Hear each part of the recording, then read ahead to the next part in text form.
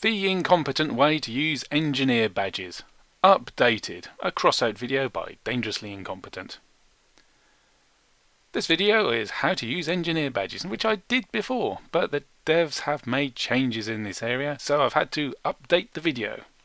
I've left the old video up for historical interest. There's a link in the description below. The rest of this video is in 3 parts. How to earn the engineer badges, how to use the engineer badges, and then what you should be exchanging your hard-earned engineer badges for. Experienced players will probably want to go to part 3, there's timestamps in the description below. How to earn engineer badges. Well, you earn engineer badges just by playing the game. You've probably got some in your storage right now and you're not really sure how you got them. But you get a few every week. But if you want more engineer badges, then you need to know specifically what you need to do. And you go, ha! Look at that, an improvement in the user interface. I right-clicked and I can do things. Alright, earning challenges. Okay, I still can't spend them off the right-click sub-menu, but I can find out how to earn them in challenges.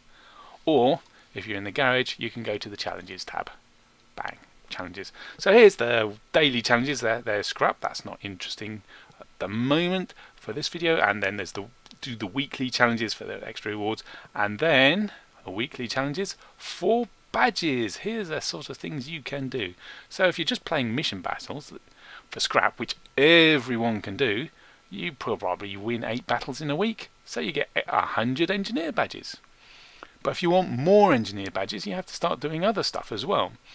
You have to do raids. You can do some easy raids, or you could do some adventure stuff. Yeah. And then there's the different battles, the different mission battles for the different rewards, the wires, and there's batteries. And the further you progress through the game, the more challenges, more worthwhile challenges you qualify for. So the easy raids. What was the easy raid? 6 easy raids, 100 badges, but the hard raids, which are harder to qualify, your power score has to be higher, 500. Oh, and clan wars is in there as well, so you can get 450 for 5 clan battles every week. If you ask the question, how can I progress faster through the game, how can I earn more coin, some people will say, oh, you must do all the challenges and you must do them every week to get the most badges, and then change them up for resources and coin and whatnot. Don't get into that mindset that you must complete all the challenges every week, because grind lies that way. If you're doing something and it's no fun and you feel you have to do it, that's the way people stop playing the game. I mean, if you don't like raids, don't do the raid challenges. If you don't like clan wars, don't do clan wars. If you can't do clan wars, then it's not the end of the world. There's always next week, and you can earn some more badges just playing the game. The bulk of this game is playing missions for scrap. That's what most people play this game for, and it's the bit they enjoy. Just do that, and the badges will mount up and you'll get them all. So don't do them all every week if you don't like doing them. Why have all these different things? Why have them every week? They're forcing us to try different play. Yeah, well, not forcing. It's encouraging you to play every week, and it's encouraging you to try different parts of the game. The brawls. Where's the brawl one? Take a prize place 9 times in any brawl. Well, that's easy to do in race, but you might want to try big black scorpions, or you might want to actually have a look at adventure mode and see if you like it. But if you don't like it, then don't do it. It's not the end of the world. How to use engineer badges. Go to the challenges tab, go to the badge exchange subchat tab, and then here's all the things you can get with your hard-earned badges. And notice the user interface is set up exactly the same way as the faction workbenches. It's the badge exchange workbench, exactly the same. So all the things you can exchange for, what you want to make. I want to make some batteries, and then this cost here, that's the rent of this workbench. You don't need to pay rent for a workbench when you're exchanging badges. Good. So I can get 100 batteries, and it's going to cost me 180 badges. and I've got 795 badges in stock. So choose how many lots of 100 batteries you want, and if you can't afford it, oh dear, this, I'll just buy one lot of 100 batteries, and then I'll trade. Ka-chink. Yes, I do want to craft this item. I do want 100 batteries for 180 badges. Bang! There you go. I've got 100 badges. Thank you very much. Now, it's complicated a bit by what's this timer business. Access to this item's blueprint is limited. Crafting's... I can only get it for another 6 days and 12 hours. Oh, I better get some scrap. Oh, well, hang on a minute. No, don't worry about that so much. That timer refers to this exchange rate, 200 scrap for 120 badges. They change the exchange rates every week at the moment, which makes picking what's the best thing for you to spend your badges on a bit tricky. What should you exchange your engineer badges for? Well, you've got 3 choices really. You've got resources if you're desperate for a bit of electronics and you haven't got time or the fuel to do the raids. You can swap your badges for some electronics, or you can get some containers, or you can get some structural parts. And these are the structural parts from the seasons. This is the alternative method that developers promised, that you could get these structural parts if you didn't unlock them in the season. I've completed all the seasons, so I've already got all of these, and you can only have so many, so I can't actually make them, and I can't see how much engineer badges they're going to cost. But I would suggest that if you haven't unlocked these, haven't already got these structural parts, that these are your priority for spending your engineer badges on, because you're not going to get them anywhere else. And some of these parts are really useful. The screen is pretty good. It's got a shape. You can wrap it around something, and it's got good contacts on it, and it's got good durability and resistance and shoot through and so on. And the more parts you have, the more likely it is you'll have just the part you need to fit in and complete your build. So yeah, this is your first priority, I think. Your next priority for spending your engineer badges might be resources. That's what I used to do. I used to stockpile my resources until I was in desperate need for some particular resource, say electronics, and I needed it in a hurry. Say there was a time-limited crafting function part available, like on Raven's Returns, and I needed electronics in a hurry, so I'd exchange my badges for electronics. But now the exchange rates vary, and makes it really tricky to know what's the best value. Because I might need electronics now, but if I exchange them next week, I'll get more electronics for my badges. Oh, painful. Really tricky. And then there's another step. You might, if you want electronics, be better off exchanging your badges for plastic, selling the plastic for coin on the market, and then using that coin to go buy electronics. So it all gets a bit complicated, a bit tricky, working out what's the best value. Which makes me wonder why the developers have done this. Why have they put this extra step in of variable exchange rates?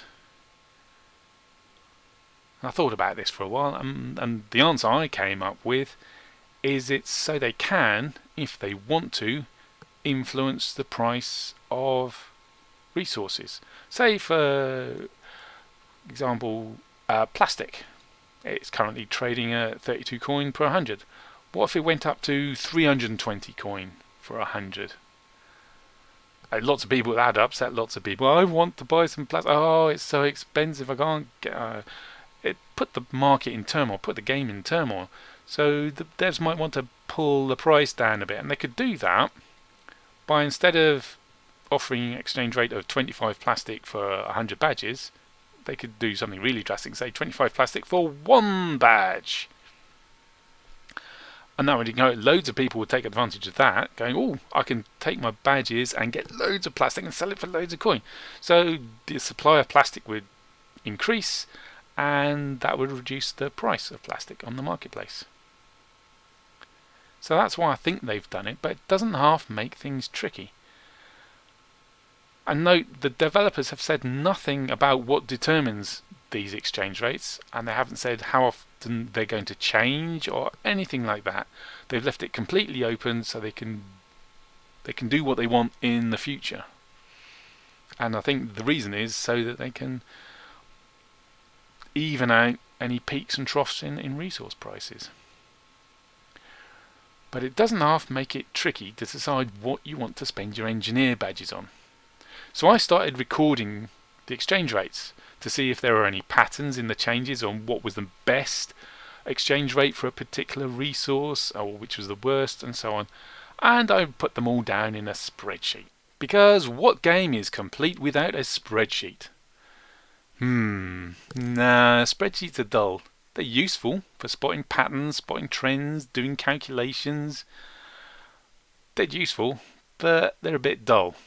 So I've done the spreadsheet so that you don't have to. Isn't that helpful of me? You should probably subscribe and watch my other videos for more helpful stuff like this, you know. Here's my spreadsheet. The green cells are the values taken from Crossout, so 200 scrap for 120 badges. And the purple ones are calculated values. So this is 1.67 scrap per badge on this exchange rate. And I've recorded them for quite some time. And the first thing I noticed was that the exchange rates change every week. No more, no less, just every week a new set of exchange rates. And then I noticed the exchange rates were cropping up again and again. So 50 copper for 20 badges, 50 copper for 20 badges, 50 copper for 20 badges. And it turns out the same set of exchange rates are used every 4 weeks. 1, 2, 3, 4, 50 copper for 20 badges. 1, 2, 3, 4, 50 copper for 20 badges. So that means it can find the maximum resource per badge and the minimum resource per badge for each of the resources. So in scrap, I've worked out that the best value you can get for your badges is 1.89 scrap. Well, scrap's not much of it. Plastic is probably a bit more interest because plastic's more valuable. So 0.30 plastic for one badge. And it turns out the best, if you want a particular resource, the best value you're going to get is when you're doing the largest quantities. If we look, so 25 plastic for 100 badges gives you 0.25, but the best one is 0.30, which is there. 100 plastic for 335 badges. It's the most plastic in the exchange rates that get offered. And it comes around again every 4 weeks. The best value you're going to get for scrap is 500 scrap for 265 badges. The best value for copper is 500 copper for 160 badges. The best value for wires is 200 wires for 225 badges. The best value for plastic is 100 plastic for 335 badges. Best batteries is 200 batteries for 320 badges. The best electronics rate is 100 electronics for 535 badges. And the Wanderer and Pathfinder exchange rates never change. Note that I can't guarantee that the exchange rates will never change in the future. The devs have made no commitment to that. I'm also interested in the maximum amount of coin you can get for a badge, so I multiplied by the current value of the various resources. But after a while I realized that the maximum amount of resource per badge wasn't changing because the exchange rates repeat. So I started recording, and it'd be more useful to record the resource prices at the time of the badge exchanges. and then multiply out to find out the maximum amount of coin per badge you could get that week. And after doing it for several weeks, it became plain that most of the time the best rate of exchange, coin for badge, was by getting a Pathfinder crate for 3,000 badges and then selling it on the marketplace, and you generally get about 0.10 of a coin per badge doing that.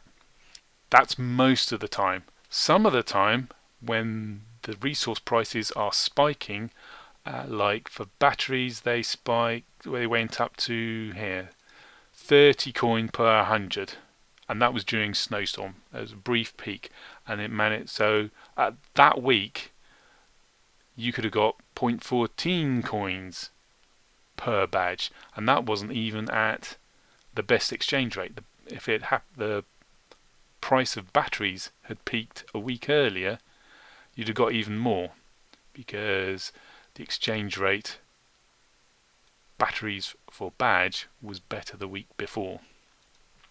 But that's very rare, and those sort of peaks in resource prices, I don't think we're going to see them again until next year's snowstorm.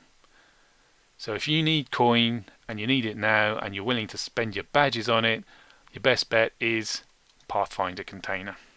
I haven't published this spreadsheet, and I don't intend to, but those helpful people over at Crossout DB have a badge page, and in the future badge exchange rates may change, in which case it would be definitely worth your while to peruse this page on Crossout DB before you exchange your badges. To summarise, Engineer badges are there to encourage you to play Crossout every week and to try different battle modes while you're doing it. They're also there to provide another way for you to get what you want as a reward for playing the parts of Crossout that you enjoy. If you're after the most of a particular resource for your badges, you want to take advantage of the 500 scrap offer, the 500 copper, or the 200 wire, or the 100 plastic, or the 200 batteries, or the 100 electronics exchange, and those come round every 4 weeks. If you want the most coin in exchange for your badges, you should exchange them for a Pathfinder container and then sell it. And remember, the exchange rates for badges may vary even more in the future. That's it for this video. See ya.